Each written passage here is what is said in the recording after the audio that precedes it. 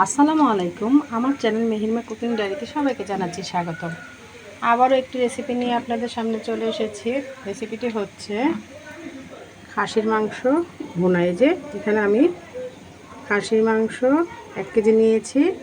এর সাথে আমি কাঁচামরিচ, এলাচ, দারচিনি, তেজপাতা সব একসাথে রেখেছি। আর পেঁয়াজটা অলরেডি লাল করে ফেলেছি।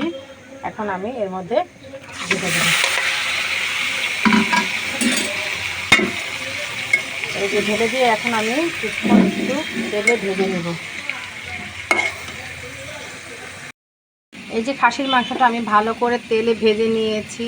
ভাজার পরে আমি এর মধ্যে আধা চামচ হলুদের গুঁড়া, 1 চামচ মরিচের গুঁড়া, আধা চামচ জিরার গুঁড়া, 1 চামচ ধনিয়ার গুঁড়া, আধা চামচ রসুন বাটা, 1 চামচ আদা বাটা দিয়ে আমি এই যে ভালো মতো একটু নেড়ে এর সাথে আমি একটা টমেটো রেখেছি বড় সাইজের, আর 3টা আস্ত রসুন দিয়ে দেব দেশি।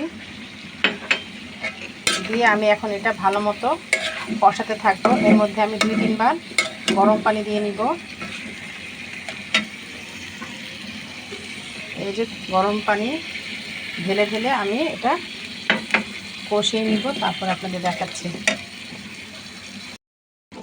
এই যে খাসির মাংসটা আমি ভালো মতো কষিয়ে নিয়েছি। আর এর মধ্যে আমি এই যে মিক্সড মশলার গুঁড়া দিয়েছি, 1 চামচ লবণ দিয়েছি। এই যে এটা আমি এখন একটু মিক্সড করে নেব। নিয়ে এখন আমি এর মধ্যে গরম পানি দিয়ে দিব ঝোল করার জন্য।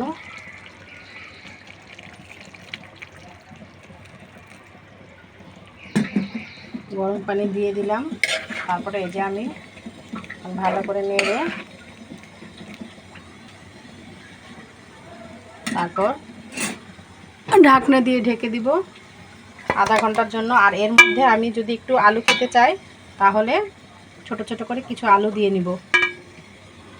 তারপর দেখাচ্ছি। আধা ঘন্টা পরে আমি ঢাকনাটা খুলে দেখছি হয়েছে কি না। হ্যাঁ, একদম হয়ে গেছে। খাসির মাংস ভুনা ভিন্ন স্টাইলের রান্না করে ফেললাম। ভিন্ন স্টাইলের খাসির মাংস ভুনা। এর সাথে আমি আলুও দিয়েছি। অনেকে আবার আলু খেতে পছন্দ করে। এটা দেখতেও মাশাআল্লাহ সুন্দর হয়েছে, খেতেও বেশ ভালো হয়েছে। আর গরম গরম ভাতের সাথে খেতে বেশ ভালো লাগবে। আমার এই চ্যানেলের ভিডিওটি যদি ভালো লেগে থাকে অবশ্যই লাইক, কমেন্ট, শেয়ার করবেন। আমার চ্যানেলটিকে সাবস্ক্রাইব করবেন, আমার পেজটিকে ফলো দিবেন। আল্লাহ হাফেজ।